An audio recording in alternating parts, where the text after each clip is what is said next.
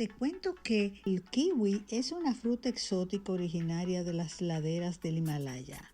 Es muy acuosa y aporta una cantidad moderada de azúcares, siendo rica en vitamina C, ácido fólico y potasio.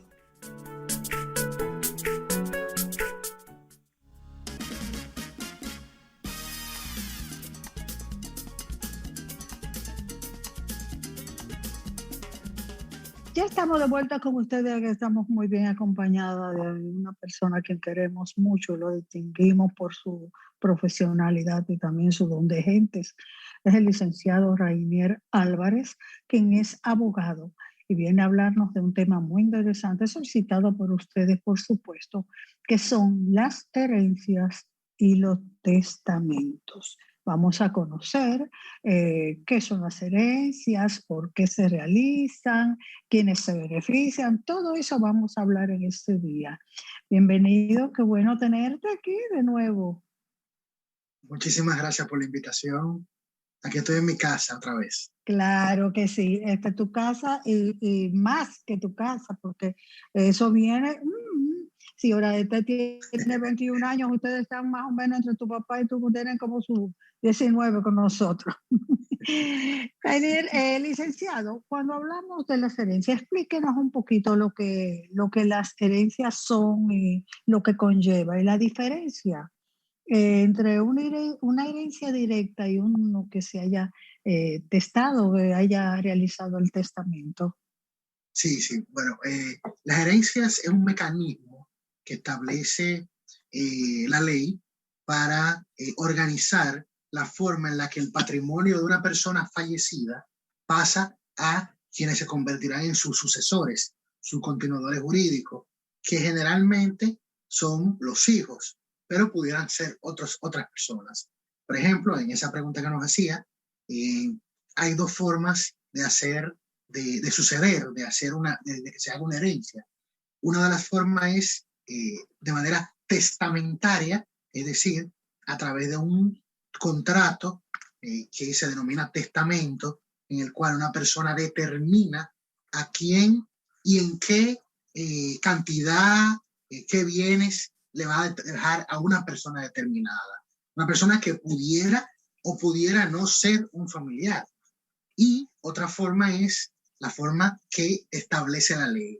La ley regula todo un mecanismo y un orden sucesoral que empieza con los hijos y termina con familiares de hasta un 12º grado. O sea, la ley dominicana permite que en casi todos los casos aparezca, aunque sea un familiar bien lejano, que tenga la posibilidad de heredar. O sea que los primeros, vamos a suponer que los primeros, según lo que entendí, los primeros que heredan son los hijos. No Así importa es. que no sean de matrimonio, o sea, Sí, todos los hijos. así es, no importa. Después de los hijos, ¿cómo se hace? ¿Para arriba qué coge? ¿Para los padres? Sí, el orden sucesoral que establece la ley es un orden excluyente, es decir, que cada orden excluye a los demás. Por ejemplo, si hay hijos, aunque sea uno solo, ese hijo excluye a cualquier otra persona. Entonces, si no hubiesen hijos, el segundo orden sucesoral es el de los colaterales y ascendientes, es decir, hermanos y padres. Es el segundo orden. Entonces, así sucesivamente, si no hubiera, por ejemplo, hermanos, entonces los padres. Y si no hay padres ni hermanos, colaterales ya que llegan hasta un nivel 12º, tíos, primos, etc. Entonces, ese orden, como le decía, es excluyente. Cada orden excluye a los demás. Entonces, eso es ¿Y lo el importante. cónyuge para cuándo? Bueno, el cónyuge se considera un heredero irregular. Y luego de que ha cursado todo este camino hasta un 12º grado, entonces aparece el cónyuge que, como heredero irregular, tiene que no haber nadie para que le herede, entonces podría heredar el cónyuge. Y luego del cónyuge, el Estado. O sea, que es al final que está el cónyuge. Pero hay que recordar que en la mayoría de los casos, los cónyuges son copropietarios. Es decir, que no es que no se quedan con nada, sino que son copropietarios de todo y el resto de lo que corresponde a la proporción de la persona fallecida, entonces es lo que verdaderamente se hereda. Entonces, para llegar al momento donde el cónyuge sea copropietario y heredero, es muy difícil porque tiene que no haber nadie. Yo siempre digo que en países como estos, los latinos que tenemos familias tan grandes, siempre aparece alguien, siempre hay un primo, siempre hay alguien. Muy difícil que nadie, que un latino no tenga que sea un familiar lejano. Eso es verdad, porque vienen los hijos, los nietos, los papás, los tíos, los hermanos. Oye, Primo hay que segundo, caminar primo mucho tercero. para llegar. Ay, es. mi madre. Pero eso no tiene ejemplo Así de es. la vida. Hay un caso que conozco que es hay una familia que heredó un bien, pero hay parte de los herederos que le vendieron la parte que le correspondía al cónyuge de la dueña del otro pedazo, vamos a decirlo así. Sí. ¿Cómo se hace ahí? Porque entonces el cónyuge se convierte también en propietario o no. Porque si la esposa es la dueña de la mitad, vamos a suponer, y él ha comprado la otra mitad, ¿cómo se hace eso? Porque es una herencia, es un bien heredado. Sí, que heredó. La ventaja que ella tiene es que los bienes heredados no entran en la comunidad de bienes, son bienes exclusivos. Pero en el caso del esposo que compró, él es propietario, pero no por herencia, sino por compra. Entonces, él perfectamente puede comprar. La ventaja que tiene la esposa es que él compró, pero ella también es dueña de la mitad de todo lo que él compró. Pero él no es dueño de nada de lo que ella recibió de herencia. Pero Porque lo eso que es se de ella de recibe una por vez herencia, también. Es de ella claro, también. exactamente. Lo que él compró, automáticamente ella también se convierte en propietaria, en copropietaria. Pero lo que ella recibió de herencia es exclusivo de ella. Esa es la ventaja que tendría esa persona en esa situación. O sea, que viéndolo desde un punto de vista, si tiene hijos que no son de matrimonio, pues a ellos le correspondería una parte de la mitad, entonces. Así es. Por ejemplo, lo que recibió la esposa en razón de la herencia no podría pasar de ninguna manera a la herencia, por ejemplo, de los hijos del esposo, si el hijo tuviera esposo que no fueran de ella, porque son bienes exclusivos y solamente podrían pasar a los herederos de ella. Pero es muy importante que la gente sepa en esos casos que ciertamente los bienes recibidos por herencia no entran en la comunidad, pero tiene que haber un manejo luego de que esos bienes se reciban para que no se confundan con los bienes de la comunidad. Es muy importante esto porque si usted, por ejemplo, recibe un apartamento como una herencia, ese bien es exclusivo, pero si usted lo vende, el apartamento, y lo convierte en dinero, al entrar ese dinero en la comunidad lo confunde y ya eso es parte de la comunidad. Ya lo ha repartido entonces con su esposo. Entonces sería conveniente que el esposo lo ponga a nombre de la esposa para evitar problemas de esa de división y de cosas, ¿o qué? Sí, lo pudiera hacer, pero en el caso que yo planteo, por ejemplo, lo que se debe hacer es que cuando se reciben bienes por herencia y se invierten, cuando se venden para reinvertir, es importante que todos los documentos que se hagan referencia a que es una reinversión de una herencia, para que esa reinversión siga manteniendo la protección legal de ser un bien exclusivo. Es muy importante esto, o sea, todo el que recibe un bien por herencia y quiere reinvertir debe asesorarse de un abogado para evitar que se generen confusiones luego. Licenciado, yo he escuchado hablar del usufructo. ¿Qué es eso? Porque yo escuché a unas personas hablar de que parece ser que la viuda está disfrutando de un bien sin ser de ella. Acláreme eso de lo que es el usufructo, porque es una situación que como que está molestando a la familia completa, como se está dando mucho para arriba y para abajo lo que están. Sí, Sí, parece que ella... esa situación se da mucho con las herencias, porque usufructuar es usar la cosa y sacarle beneficio a la cosa. Por ejemplo, un padre fallece y deja un local comercial y hay dos hermanos, pero es solamente un hermano el que está usando el local, alquilando el local, beneficiándose del local, usufructuando el local. Entonces, ¿qué pasa? Ese beneficio que él está recibiendo tiene que compartirlo con los demás herederos. Entonces, en las herencias sucede mucho eso, que a veces hay uno de los herederos que es más vivo que los demás y se apodera de los bienes y empieza a recibir beneficio de los bienes. En esos casos, los demás herederos pueden demandar a ese hermano a los fines de que rinda cuentas, la demanda en rendición de cuentas, para que todo el beneficio recibido de manera exclusiva por ese hermano lo reparta con los demás. O sea, que es muy peligroso el que se queda con un bien y empieza a beneficiarse de él porque puede luego ser demandado. Entonces hay que tener mucho cuidado con eso. Entonces, mejor testamentar. Es mejor dejar un testamento para el testamento es una buena opción. Claro. Sí, sí. El testamento es una muy buena opción. Claro. Sí. Y sobre todo cuando hay patrimonios importantes, es muy bueno el testamento, porque usted ya de entrada divide a qué hijo le toca aquí. Por ejemplo, pasa mucho que hay familias donde hay empresas y hay un hijo que está bien vinculado a la empresa. Es el que está en la empresa, está metido en la empresa, pero hay otros hermanos que no. Si hay otros bienes y usted hace un testamento, le deja a ese hijo esa empresa y le deja a otro hijo otro. Sí. Bien, de forma tal que no se generen conflictos, que no va a querer que se venda. Entonces se genera un conflicto automático. Pero con el testamento se organiza la forma de división y se evitan ese tipo de conflictos. Pero generalmente para que esto sea rentable o digamos útil, se requiere que haya una cantidad importante de bienes, porque si lo único que se va a quedar es un solo bien, una casa, un solar, un apartamento, no es necesario, porque ahí se hace una división en partes iguales y se resuelve sencilla la partición.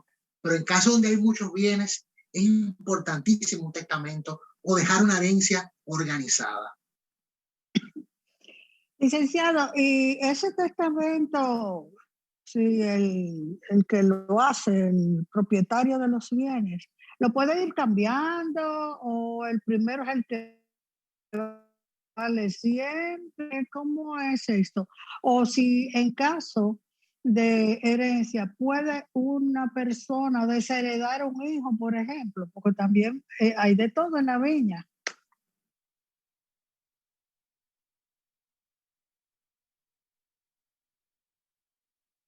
Nosotros como que estamos teniendo un problemita ahí con el internet. Adelante, licenciado. ¿Ya vino?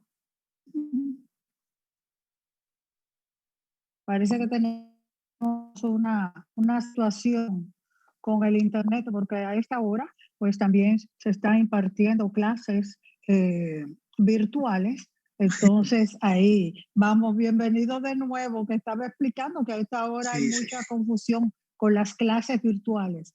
Sí, adelante con la respuesta. Bueno, ¿Escuchó mi pregunta? Con el tema de los testamentos, sí.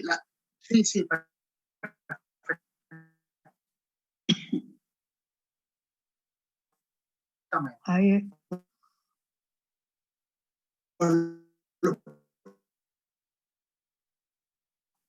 Tenemos la misma situación, al parecer. Oh, Dios. Por suerte que pude escucharla. Con el testamento es un acto revocable y hacer uno nuevo. Incluso en los estados. ¿No me escuchan? Sí. Pero ya se frizó. Ahora sí. Sí, adelante. Esto de a pedacito. Cuando aparecen dos testamentos, por ejemplo. Sí. Cuando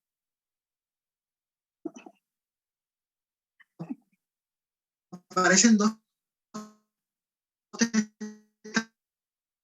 testamentos, por ejemplo, porque el primero no fue revocado, siempre tendrá